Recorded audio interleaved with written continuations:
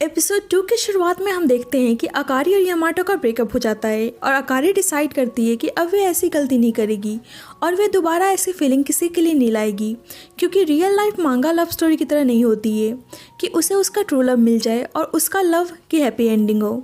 लेकिन शायद उसके डेस्टिनी को कुछ और ही मंजूर था, क्योंकि ना चाहते हुए भी इज़ुमी उसे बहुत ही अच्छा लगने लगा था। अब वे एक रोमांटिक मूवी देखने जा रही थी और उसे ऐसी फीलिंग आ रही थी कि जैसे वह मूवी डेट पे जा रही है। अकारी बहुत ही कंफ्यूज थी कि इज़ुमी के साथ उसे अकेले मूवी देखने जाना चाहिए या नहीं।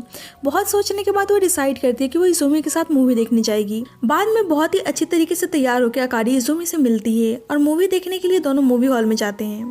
अकारी नोटिस करती है कि मूवी देखने के लिए मोस्टली कपल ही आए हुए हैं। उसे थोड़ा सा नर्वस फील हो रहा था और उसे बहुत ही अजीब लग रहा था कि पता नहीं इज़ुमी उसके बारे में क्या सोच रहा होगा। अकारी की बेचैनी इज़ुमी भी नोटिस करता है और उसे लगता है कि शायद अकारी को लगता है कि वह उसके साथ कुछ गलत करेगा, इसीलिए वह गुस्से में उठकर वहां से चला जाता है। अकारी को एहसास होता है कि उसे इतनी जल्दी इज़ुमी को मूवी देखने के लिए इन्वाइट नहीं करना चाहिए था, लेकिन ये सब बस अकारी सोच रही होती है क्योंकि इज़ुमी अभी भी उसके पास ही बैठा हुआ था। जब भी वहाँ पे एक लड़की आती है क्योंकि उसका लिप रोल उन्हीं की सीट के पास गिर गया था और अकारी उसे ढूंढ कर दे देती है और वह नोटिस करती है कि इज़ुमी बहुत ही नर्वस दिख रहा है क्योंकि वो पहली बार किसी लड़की के साथ अकेले मूवी देखने आया था। इज़ुमी के मुंह से ये सब सुन के अकारी हंसने लगती है और उसे खुशी मिलती है कि वह अकेली ऐसी नहीं है जो नर्वस है।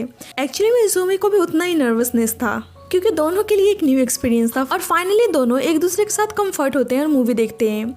अकारी को ऐसे हंसते हुए देखकर इज़ुमी को बहुत ही अच्छा लगता है। मूवी देखने के बाद अकारी बहुत ज़्यादा इमोशनल हो गई होती है और उसे ऐसा देखकर इज़ुमी इसका रीज़न पूछता है।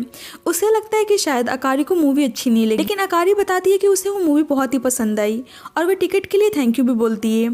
इज़ुमी अकारी को साइड में लेकर जाता है ताकि वह रो सके, क्योंकि सबके सामने रोना अकारी के लिए बहुत ही ऑकवर्ड हो जाता। इज़ुमी उसे हाइड करके खड़ा हो जाता है। ये चीज़ें अकारी को बहुत ही अच्छी लगती है। बाद में इज़ुमी रेस्टोरेंट का एड्रेस अपने भाई को सेंड करता है और वह अकारी को बता देता है कि उसके भाई ने उसे ये टिकट दी थी।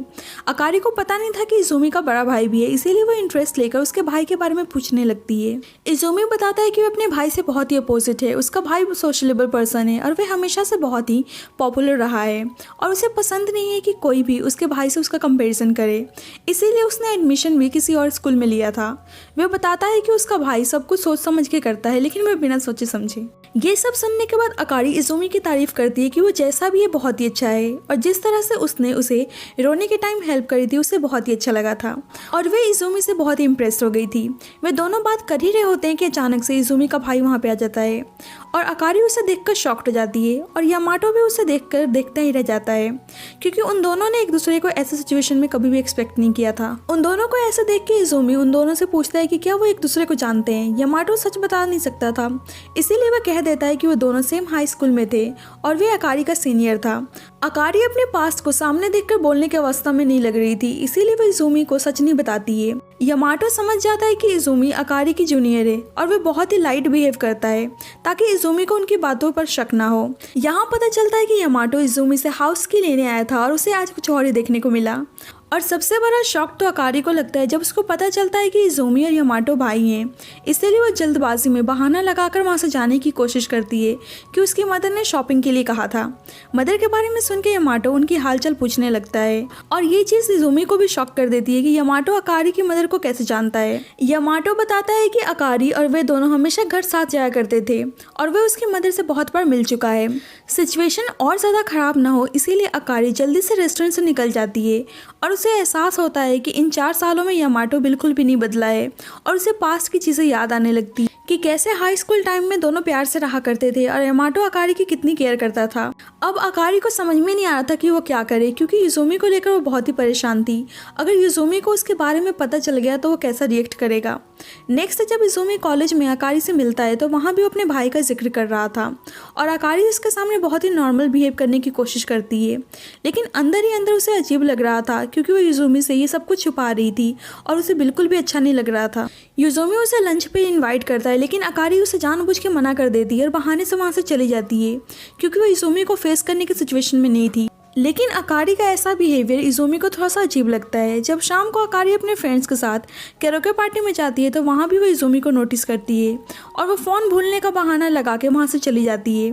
इज़ोमी समझ जाता है कि अकारी जानबूझ के उसे इग्नोर कर रही है। अकारी को ये सब करना अच्छा नहीं लग रहा था और ये सब सोच सोच के चली जा रही थी और अचानक से किसी से टकरा जाती है और ये कोई और नहीं बल्कि इज़ोमी होता है।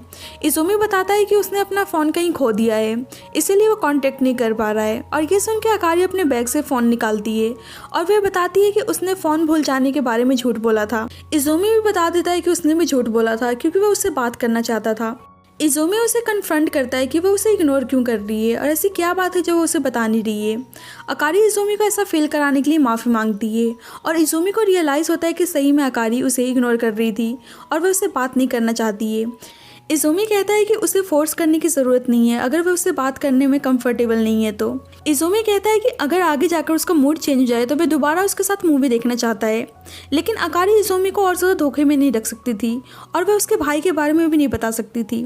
अकारी कहती है कि वो भी उसके साथ मूवी देखना चाहती है और वह डिसाइड करती है कि इज़ोमी को ऐसे इग्नोर नहीं करेगी, इसीलिए वो फ्रेंड बन के रहने का डिसाइड करती है। हम देखते हैं कि हारुका जो इज़ोमी के भाई की एक्स गर्लफ्रेंड थी वो इज़ोमी और अकारी को साथ में देख लेती है और उसे पता था कि अकारी यामाटो की हाई स्कूल एक्स गर्लफ्रेंड थी। नेक्स्ट डे अकारी का सडनली एनकाउंटर यामाटो से होता है और वो उसको देखकर शॉक्ड हो जाती है। दूसरी साइड हारुका भी इज़ोमी को बता देती है कि जिस लड़की के साथ वह शाम को घूम रहा था वह यामाटो की एक्स गर्लफ्रेंड थी और यहाँ इज़ोमी को पता चल जाता है कि अकारी उसके भाई की एक्स गर्लफ्रेंड रह चुकी है। और दूसरे साइड यामाटो अकारी को उसके साथ फिर से उसे डेट करने के लिए कहता है और ये सुन के अकारी शॉक्ड हो जाती है और इसी शॉकिंग सीन के साथ एपिसोड 2 की एंडिंग हो जाती है। So thank you so much guys for watching this video. If you want next episode, so please let me in the comment section.